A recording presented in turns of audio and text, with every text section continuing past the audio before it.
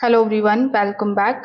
In this video, I'm going to show you how to fix Strava incorrect distance in 2026. Now, in order to fix it, first of all, you just have to open your Strava application on your phone.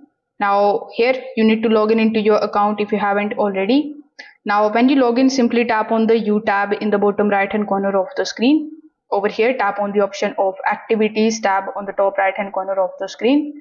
Now over here, you just have to simply find any specific activity that's been incorrect distance and then click on the option of the activity title in order to open the full details page.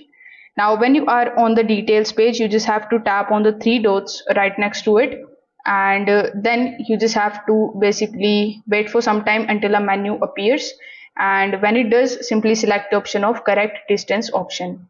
After that, simply review the prompt that appears on your screen, and Strava will analyze your GPS coordination and it will remove the outlier data points to provide a more accurate calculation. If the new distance looks correct, simply press yes in order to apply the changes, and then click on the option of revert distance later if you wish to go back to the original file data.